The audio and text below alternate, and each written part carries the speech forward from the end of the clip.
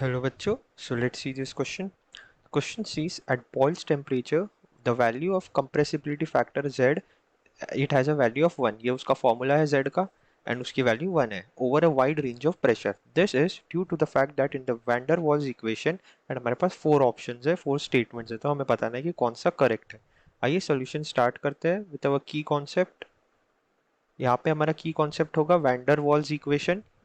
और van der Waals equation ये होती है कि P plus a n square by v square, this is one bracket, और फिर v minus n b, this is equal to n are t. ये होती है हमारी वैंडर वॉल इक्वेशन.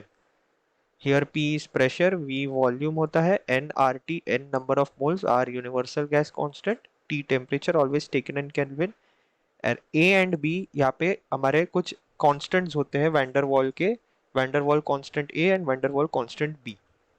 सो अब हम सोल्यूशन स्टार्ट करते हैं. हमें क्वेश्चन में ऑलरेडी गिवन है कि z की वैल्यू यानी compressibility factor at Boyle's temperature उसकी 1 है.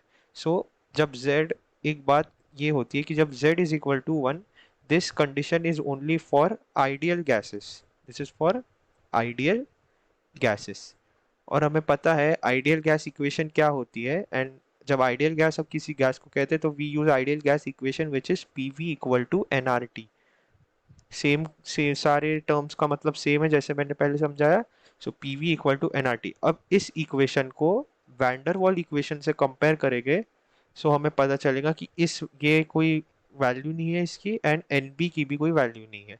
सो डायरेक्टली ए और बी का कोई यूज नहीं है इस इक्वेशन में. So therefore no use of coefficients, no use of coefficients a and b in ideal gas equation. So अब हम ऑप्शंस देखते हैं. तो ऑप्शन ए कहता है the constant a is negligible and not be.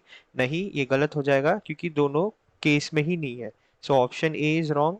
Option b भी कुछ ऐसा ही कहता है, ऑप्शन बी इसलिए रॉन्ग है. ऑप्शन सी भी वही कहता है कि दोनों नेग्लिजिबल है, वो नेग्लिजिबल है ही नहीं क्योंकि वो हमारे आ ही नहीं रहे गिनती में. सो ऑप्शन डी कहता है the effect produced due to molecular attraction, यानी कांस्टेंट ए की बात कर रहे हैं. Constant a compensates the effect produced due to molecular volume, यानी कांस्टेंट बी की बात कर रही है. So effect of constant a is compensated by effect of constant b. हाँ, ये सही रहेगा. The most appropriate answer in यहाँ रहेगा option D. So I hope you understood this well. All the best.